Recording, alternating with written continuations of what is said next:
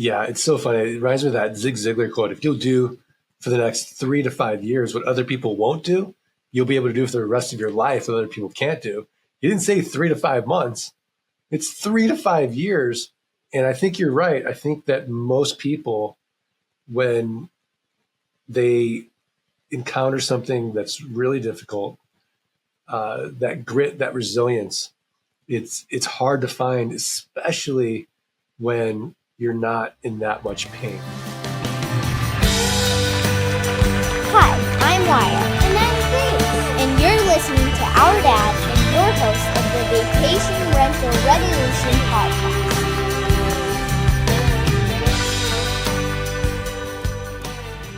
What's up, guys? Welcome back to another episode of the Vacation Rental Revolution podcast. I'm your host, Shawn Moore, and we're back with our Experts Corner of our Vacation Rental Revolution. You guys know we do shows within the show. On Mondays, we do Experts Corner, where we bring in experts in the real estate industry, and that's what we're doing today. On Wednesdays, we do our Whiskey Wednesday episodes, where Dave and I sit down and we talk about the questions that you guys send in. We get them answered for you and talk about some of the trending topics in the short-term rental world. And then on Fridays, always tune in because we interview those successful short-term rental investors. Success always leaves clues. And so we have those 3 different shows. Today, our guest is known as the Land Geek, Mr. Mark Podolsky, widely considered to be the country's most trusted and foremost authority on buying and selling raw, undeveloped land. So today, Mark's going to talk about his journey into the world of buying and selling raw and leasing raw, undeveloped land as an investment activity. And it's interesting because when you talk about raw land and passive income, those two conversations or those two sentences don't typically go together. So Mark's going to talk about his experience in that. And so he's also the author of the book, Dirt Rich. Mark, I'm excited about our conversation today. Before we hit record, I was telling you that this is going to be a conversation where, I don't have a lot of people on Experts Corner. And the ones I do is because I'm genuinely interested in what you're doing. And I'm excited about this. So thanks for joining us today. Shawn Moore, I'm just thrilled to be here. Awesome, thrilled. Man. This is exciting, right? I was telling you, I've been invested in real estate for 24 years. I love real estate. I love different asset classes. We focus specifically on short-term rentals here, what we do here at Vodacy, but every asset class has pros and cons. And it's always interesting when somebody takes different things. I was telling you, I've done a lot of development deals and I've done a lot of raw land acquisitions with the intention of buying the land, getting it re-entitled, getting it platted out, totally zoned differently so I could do a build job or sell lots. But that's not exactly what we're talking about today, is it? No, you're doing real work. Yeah, this right. Model is for the ambitiously lazy. I love it. Well, take us into the journey. Tell me let's share a little bit about your background and kind of how you got into this and became that expert on figuring out how to get passive income on raw land. I'm super excited about this. Yeah, I'm an OG like you. So, I started in 2000. Nice. And I was a miserable, micromanaged 45-minute commute to work and back investment banker, specializing in mergers and acquisitions with private equity groups. And Shawn, it got so bad for me. I wouldn't get the Sunday blues anticipating Monday coming around. I'd get the Friday blues anticipating the weekend going by really fast. It's going too fast. And have to be back at work on Monday. So my firm hires this guy, and he's telling me that as a side hustle, he's buying up raw land, pennies on the dollar at tax deed auctions. He's flipping them online, and he's making a 300% return on his money. And I'm like, 300%? Because I'm looking at companies all day long, and a great company, has 15% EBITDA margins or free cash flow. Average company's 10%. I'm looking at companies all day long, less than 10%. So, of course, I don't believe them. Yeah. I've got $3,000 saved up for car repairs. I go to New Mexico with him. I do exactly what he tells me to do. I buy 10 half-acre parcels, an average price of $300 each. I flip them online, and they all sell for an average price of $1,200 each. It worked, 300%. So I took all that money and went to another auction. This is where I live in Arizona. And again, it's 2000. There's no one in the room. And I'm buying lots and acreage for nothing. So I sell all that land. I made over $90,000 cash. So I go to my pregnant wife. I said, honey, I'm going to quit my job and become a full-time land investor. Exactly what she wants to hear. Yeah. Yeah. She said, absolutely not. Yeah. So I said, okay. So it took 18 months for the land investing income to exceed the investment banking income. And then I quit. I've been doing it full-time ever since. I've done over 6,500 deals and counting. And I still absolutely love it. Yeah, that's awesome. And I love the experience part of it. I always tell people, we've been doing this for a long time. In our world of short-term rentals, they've become very, very popular the last 3 or 4 years. And, and there's a lot of people that jumped in that amount of time. One thing that we always say we've got ahead of everybody else is there's no way they can catch up to the mistakes I've made over the years and the lessons learned over the years. Right. And I'm sure as you navigated 6,500 deals, there was a lot of figuring out how to make this work. So it's, so you got into it, a guy like most of us, right? We're like, hey, I know a guy that's doing it. Show me how to do this. And then, but that sounds like, okay, I was buying and then reselling. Where's the passive income come into it? Yeah. So I had to learn that the hard way. Yeah. And because I was hustling.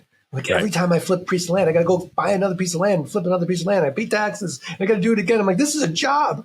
Yeah. So I went to a mentor and he kind of really helped me figure out how to make this a business. And because coming from investment banking, I thought, oh, I'm an entrepreneur now. And he's like, no, you're not an entrepreneur. He's like, if you stop doing all the things you're doing, that your business, so-called business, is gone. Yes. So he started talking to me about systems and processes and automation, team, and really creating a sustainable business model. Yeah. So I started doing that. So Shawn, let me walk you through step by step exactly how this model works. Love it. Okay, so you're in Utah, and I'm going to assume that you own 5 acres of raw land in Colorado, and you owe, let's say, $200 in back taxes. Okay. So you're advertising 2 really important things. Number one, you have no emotional attachment to the raw land. You're in Utah, properties in Colorado. And number 2, you're distressed financially in some weird way because we don't pay for things like our property taxes. We don't value them in the same way. Yeah. As a result, the county treasurer keeps sending you notices saying, Shawn, if you don't pay your property taxes, you're going to lose that property to a tax deed or a tax lien investor. So all I'm going to do is look at the comparable sales on your 5-acre parcel. And let's just use easy math. Let's say it's the lowest comparable sale is $10,000. I'm going to divide by 4, and that's going to get me what Warren Buffett would call a 300% margin of safety. So I send you an actual offer for $2,500. Now you accept it. Why? Because for you, $2,500 is better than nothing. In reality, 3 to 5% of people are going to accept my quote unquote top dollar offer. Yeah. But now that you've accepted it, I have to go through due diligence or in-depth research. I have to confirm you still own the property. I have to confirm that back taxes are only $200. I have to make sure there's been no breaks in the chain of title, no liens or encumbrances. So I have this whole big property due diligence checklist. I outsource this to my team in Jamaica, and they're connected to an American title company. It costs about $11. Now, if I was investing, say, more than $5,000, I would just close traditionally through a title company. I wouldn't take any title risk. This is $2,500. There's not usually a long chain of title. Right. I'll take a little risk. So I send you a check for $2,300. I send the treasurer a check for $200. I own it free and clear. And now I'm going to sell 30 days or less and I'm going to make a cash flow like one of your rental homes. So, Shawn, I have a built-in best buyer. Do you know who it is? My guess is it's the neighbors, just knowing land. If my neighbor came to me and said, hey, I want that piece of property. Yeah. So I was right. Good. You're right. It's the neighbors. It's the neighbors. So I sent out neighbor letters saying, hey, here's your opportunity. Protect your privacy, protect your views, know your neighbor. So oftentimes the neighbors will buy. Now, if they pass, I'll go to my buyers list. The buyers list passes. I'll go to a little website you may have heard of. It's called Meta or Facebook buy-sell groups in the marketplace. And then I'll go to the lands, land.com, landmodo.com, landandfarm.com, landsofamerica.com, landflip.com, landcentury.com, landhub.com. These are platforms where people buy and sell raw land. But the secret is in the pricing. So all I'm going to ask for is a $2,500 down payment on your 5-acre parcel. And then I'll just make it a car payment. Let's say $399 a month and 9% interest for the next 60 months. So it's a one-time sale. I'm going to get my money out on the down. I could go 6 to 10 months out. Now I'm getting $399 a month and 9% interest for the next 60 months. Shawn, no renters, no rehabs, no renovations, no rodents. And because I'm not dealing with a tenant, I'm exempt from Dodd-Frank, RESPA, and the SAFE Act, all this onerous real estate legislation. So then it's a simple game. Can we create enough land notes where our passive income exceeds our fixed expenses? And then we're working because we want to not because we have to. Love it. Love it. So the passive income really is just saying, and this is very similar how I got into the game. Originally in passive income I was doing lease options and selling lease options, right? Where I would become the bank on the sale. It would make it would be such a good deal. But in this instance, in this example, you're getting 100% of your capital back, which as an investor, I always think that everybody says cash flow is king. No, I believe return of capital is king, right? And then we can go do it again, right? And so I'm always looking to get my money out of a deal and then keep that deal running. And in this way, that's exactly what you're doing. And I love where you said, somebody said, hey, you don't have a business. If you stop what you're doing, it's over. Very early on in my career. And that was why I asked you the first question was, okay, it sounds like just you're flipping deals and you're flipping, and where does the passive income come in? And I'm always curious about that because early on I was flipping houses, and I was flipping a lot of houses. We were doing probably 50 to 70 homes a year in the area that we were at, and I would kind of thought it was a big deal in the local real estate investing world, and I would go to the real estate investing clubs. And one time I walked in and this old boy put his arm around me and said, man, Shawn, you got to take it down a notch. He said, you're not an investor. You got to quit referring to yourself as an investor. I said, what are you talking about? I'm one of the top flippers in this area. And he said, yeah, you have a job of buying houses, fixing them up and selling them. The minute you stop that, it's over. You don't call yourself or refer to yourself as an investor unless you build something that creates passive income and people are paying you along the way. And at the time, I was really upset. I was like, my ego was shot, right? I'm this 25-year-old kid that thought I was hot shit. And ultimately, George was his name. George said, hey, you gotta reevaluate. And from that point forward, I've been trying to figure out, because he was right. I went and talked to Teresa and I was like, he's right. you got to figure out a way to play the game where you can create some type of income, but also not have all of our money always tied up. And this is, it gets my wheels spinning like, okay, this is pretty awesome, right? If I can get 100% return of capital pretty quick and create passive income and not have to deal with all the headaches that come to, like you said, you might have some rodents, but they're residents on the property, right? You don't care about those rodents, right? We got some squirrels running around maybe. And, it's very, very interesting is why I had you on as a guest, because as much as I love the asset class that we play in, and I will always love it. And, we become, it's been very, very good for us. There's always different lanes that you should be open-minded to. And this is something that does not seem, now that example, and I'm going to say it doesn't seem like it takes a lot of money to get into, right? And you can get that. This is sort of like the gateway drug to do larger deals, right? Whether it's short-term rentals or multifamily. So, I started with $3,000. I have clients start with $500. Yeah. Because if you can. When you say that, when you say that, $500, $3,000, what would you say is an average you're going to be into a deal, right? Most of our clients, frankly, most of our listeners, we're looking at, higher income earners. They're putting, a lot of times they're investing $100,000, $200,000 into these deals. Kind of on the low side sometimes. Some of them are, maybe starting with 50 on the very low side. But in this case, what is your average into a deal? Would you say, when you're looking at deals right now, you're still doing a lot of deals, right? You're still doing a lot of these deals. We're doing a lot of deals. So this is a river of nickels business. This is a volume business, right? So like you, we'll do $1 million deal where we'll go in and we'll buy a subdivision or a big piece of land, and we'll subdivide and sell those off. But the average deal might be maybe $5,000. So you're you're looking for those tax notices, the people that are behind on taxes, right? And then that's our lowest hanging fruit. Once we determine we're in a good market, I'll mail everybody. Right. All the landowners. Is there a size of a parcel that do you care about the size? Does it have to be over a certain amount of acreage, or does it really matter?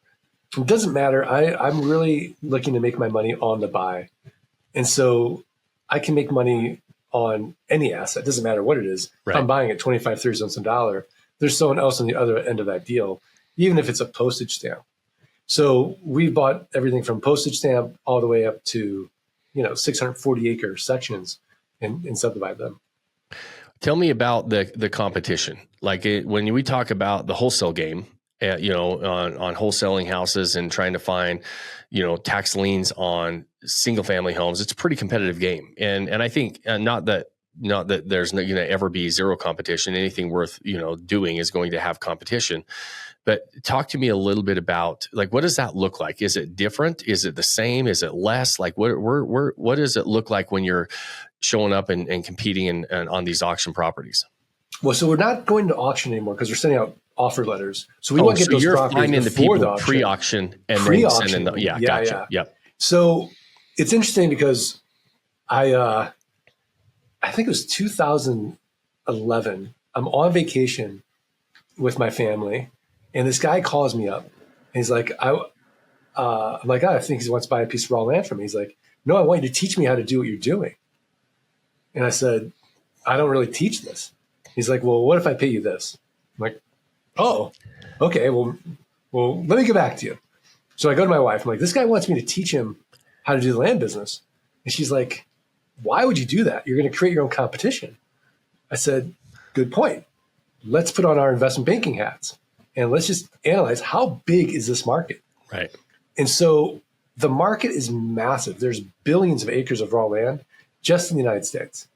And there's no big money in it. So there's no hedge funds. Yeah. There's no private equity groups. They have too much money. And then when you start analyzing the actual market itself, you literally cannot find a more boring real estate niche. Like, you won't go on HGTV or the DIY network and see flip this land. The 4 pictures raw land. The after pictures raw land. Yeah. So that's when I started really teaching it. And it's been so gratifying because, my land business is great for me and my family, but to actually really help somebody solve not just their money problems, but also their time problems so they could live their best life has been the most gratifying thing I've done professionally. So that's why I teach it. So from a competition standpoint, I don't think there's really much at all. My business has grown every single year since I've been teaching it. My clients' businesses continue to grow. It's really just an abundant, boring niche. And I think it'll continue to stay abundant and boring because we can all wrap our heads around everybody needs a place to live. Yeah. And everybody needs a place to put their stuff. Nobody needs a piece of raw land. Yeah. That being said, 99% of what we have in our lives, we don't need, we want. Right. But I think that's why this niche will always sort of stay, not as sexy as, say, multifamily. You go to a real estate investment association conference, you're like, I've got 1,000 doors, and everyone's like, wow. Yeah. Right.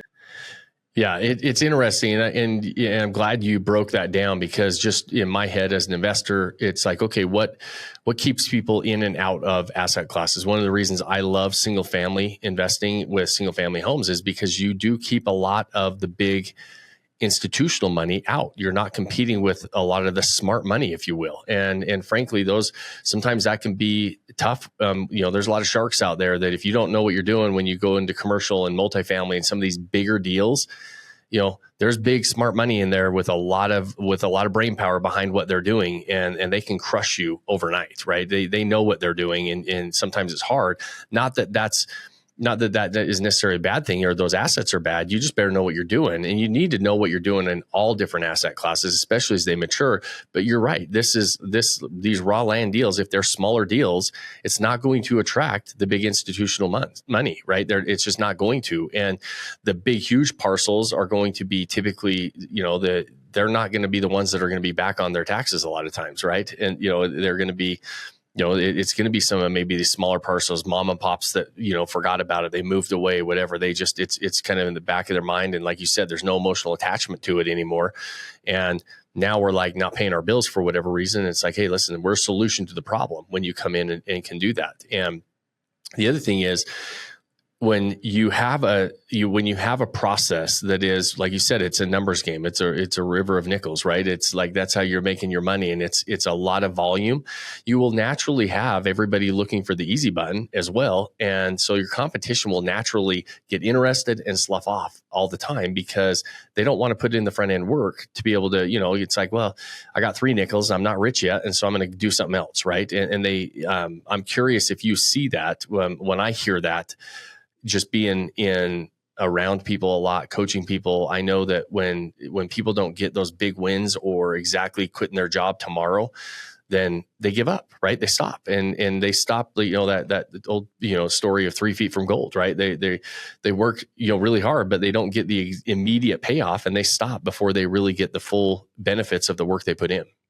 Yeah. It's so funny. It reminds me of that Zig Ziglar quote. If you'll do for the next 3 to 5 years what other people won't do, yeah, you'll be able to do for the rest of your life what other people can't do. Yeah. He didn't say 3 to 5 months. No. It's 3 to 5 years. Yeah. And I think you're right. I think that most people, when they encounter something that's really difficult, that grit, that resilience, it's hard to find, especially when you're not in that much pain.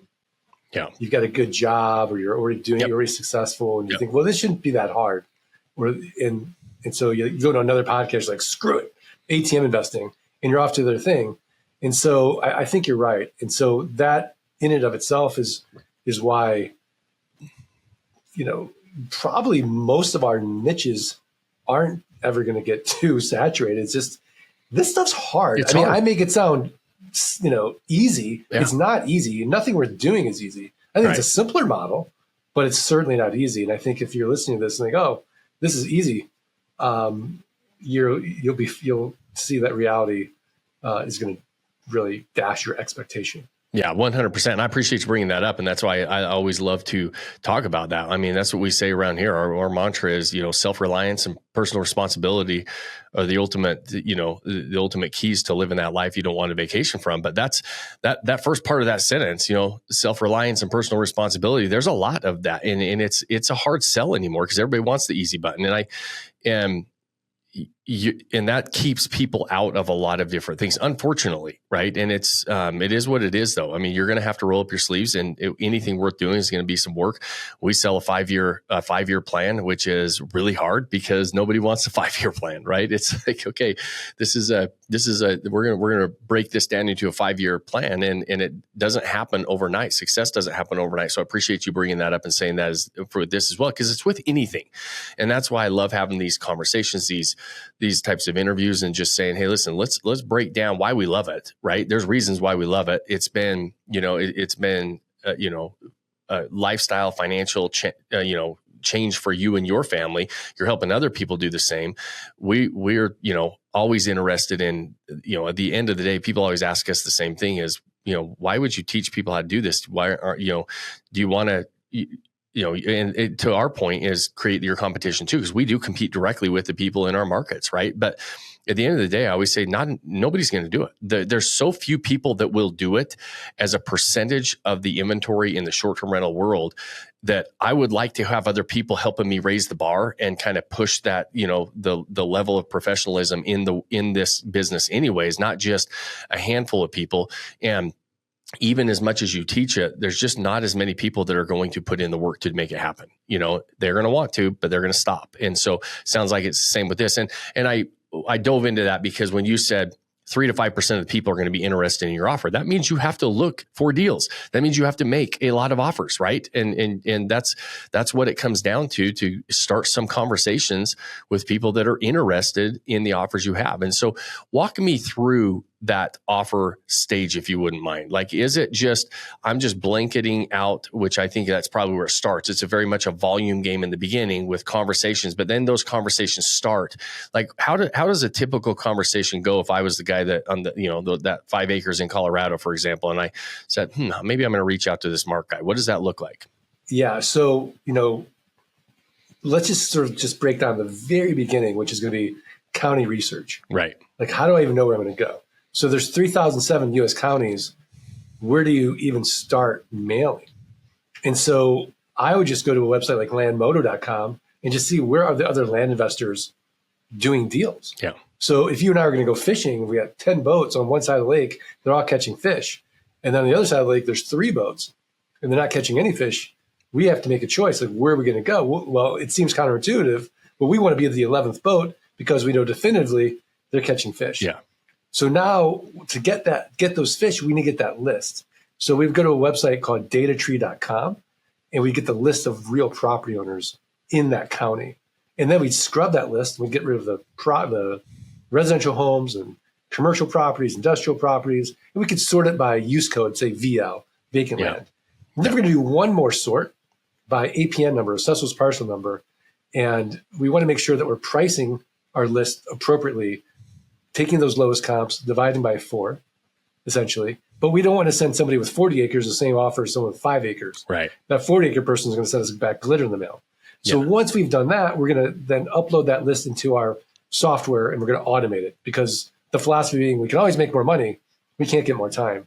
So 90% of this business is automated with software on the front end, inexpensive virtual assistants, and then software on the back end that is your note collections, set it, forget it, note collection system called geekpay.io. So once we have that all set up, then we're going to start sending out our offers. We're going to look at our response rate. Now, if it's under 3%, we know we came in too low. If it's over 5%, we need to retrade. We came in too high. Now, as those offers start coming back, we have our intake manager have that conversation with that seller. Because after, you've talked to 100 sellers and they're telling you the same story about why they bought the land, their dreams for the land, how it didn't materialize, you start pulling your hair out, essentially. So you want to have that as a team member job called the intake manager, and they have those conversations. Then the intake manager walks them through the process of, we're going to do our due diligence, everything checks out, we're going to have you sign this deed, and we're going to then send you this check and go through that process. And so that's really how the beginning piece works. I don't know if I answered your question. Yeah, you did. I was trying too much. No, it was perfect. I love that. I like more than less for sure. But what I was trying to gauge is kind of the timeline on if somebody was saying, "Hey, I'm interested in this. I want to dive in." Obviously, we're not diving into all the details. Mark's got a great offer for our listeners, a free copy of his book. We're going to post the link in the show notes, and he can talk to you a little bit about that in a minute. But we're going to make sure you can get a hold of Mark to learn more about this. But what, like if we're looking at the time involved, can people do this on the side? Can it be started as a side hustle? I mean, that's what most of us, have day jobs, right?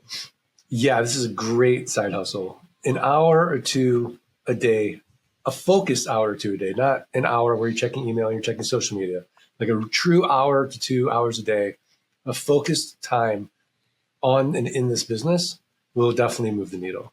Nice. In what amount of time? Like, what would you say? I know for us, we say, hey, listen, our average investor is going to have their first deal under contract within 3 to 6 months. Like 58% of our members work with you in 3 months. They're under contract within 6 months. Almost 80% are.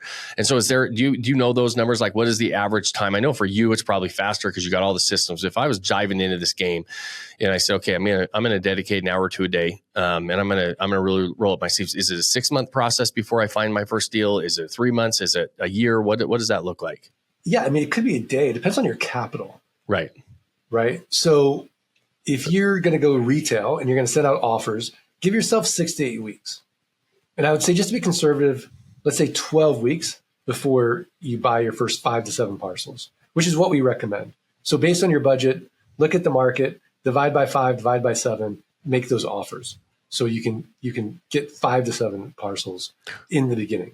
Walk me through. What do you mean, depending on my capital and speed? Well, if you have $50,000 to start, then you can go to a market where you could really make offers of $10,000 a parcel and do bigger deals. Gotcha. If you have $5,000 to start, well, we can only buy properties that we can buy for $1,000. Right. Is that just so there's more limited inventory based on my, there's on your budget, correct. Right. Okay. If I have 50,000, I'm going to be able to look at a lot more deals, and which means I'm going to probably get a deal sooner than if I have a limited amount, which is less deals because of the dollar amounts I have, which is going to take me a little more time. Numbers stay the same. It's just I can look at a lot more deals, right, with more money. Correct. And so if I'm going into this and I've got capital and I've got confidence and I understand the model, I might not even send out a mailer. I might go straight to a community where they've done the work. They've got the list. They've priced the list. They've done the intake, they've done the due diligence, and they're marking up maybe 100%. And so I'm buying it from them wholesale, and then I'll sell it retail. Gotcha. And I can do it that way. And then there's also land arbitrage. So let's say that I'm really capital constrained. I could definitely control a piece of property, because someone like me who's been in the business a long time, I sell this piece of property, they make payments for 12 months, they default. And now my cost basis is nothing. Yeah. Well, I can go to you, Shawn, and say, okay, look, here's the market where I know I could sell this for $500 down, $500 a month. You're going to buy this from me for $250 down and $250 a month. You're going to make the spread so that you then flip it for $500 down, $500 a month. Yeah. You make that spread of $250, but instead of paying, $12,000 for the parcel from me, you're controlling it for only $250 and then marketing it. Love it. You could start that way as well. And then that timeline, the timeline changes if you're doing land arbitrage, wholesaling versus a retail deal. Yeah, love it. And I appreciate that breakdown, because I always in the back, like just for me, like knowing like, okay, I like to break down what are going to be the constraints, how fast can I do something, how can I accelerate that outside of knowledge, right? And, because that's the first accelerant is actually know what you're doing and talk to somebody that's done it so you don't have to reinvent the wheel, which leads me to the next part is if somebody's interested, how do they get a hold of you? What would you say the next steps are for somebody that's like, Mark, piqued my attention on this and I'm interested? Yeah. I mean, I think you can go to thelandgeek.com and start there, start getting educated. I have a link for your listeners. They can get the book Dirt Rich for free, just pay shipping, okay, and really see if this model resonates with them. And again, because it's a river of nickels, it can really start building up their capital so that they can go into those bigger, more sexy, short-term deals or multifamily areas and be the life of the party, and not like me where no one really wants to talk to you. Oh, dirt, that's cool. Yeah, well, it's paying a lot of bills, so I don't. I think that's always a good feather in your cap as well. So awesome, Mark. This has been a really fun conversation for me. I really appreciate you joining us on the podcast. Those of you that are listening, we will post Mark's the link so you can go to check out thelandgeek.com, but we'll post also the link for the free book plus shipping in the show notes, so you guys can grab a copy of that, a hard copy of that. It's always nice. And then I'm sure on the Land Geek and in the book, there's next steps for you to connect with Mark and talk to him about some of the really accelerating with some of the other knowledge of just saying, hey, I want a mentor here, and I'm sure you've got options for that as well, right, Mark? Yeah, I mean, my mission is to free as many people as possible, and so if you have tons of time and no money, we've got lots of free information. If you got a good W-2, we'll do it with you. And if you're rich and you're a credit investor, but you want to become wealthy, we have a done for you program as well. Nice. Awesome. So lots of options, lots of ways to start, and a really interesting way to think about the land. And I love land. Just being who I am, I could, if I could just have acres and acres and acres of land, that's what I'm going to go look for. But I'm going to just try to find all that farmland and ranch land that nobody wants. Right. And then I'll let everybody else compete in the other stuff. Yeah, absolutely. Awesome, Mark. Well, listen, man, I appreciate you joining us. Those of you that are listening, we know how valuable your time is, and we always appreciate you spending it with us. I hope you get out as much out of these conversations as I get. And if you like these shows, make sure that you share them. Those things help us grow the show. We don't run ads or sponsorships. I don't like people telling us what we can and can't do, or talking about a bunch of products that I don't use. So we just keep that out of there. And so the only way this show grows is if you guys share it. If you know other people that would like to be a part of these conversations, our goal is to help people walk into this game investing in short-term rentals with their eyes wide open. Go ahead and share that show. Those things help us. If you have more than 30 seconds, like it, review it on whatever platform you're watching or listening on. And the final, most important thing I challenge you guys at the end of every episode is pick that one thing you can do today. Start building that life you don't want to take a vacation from. Cheers, my friends.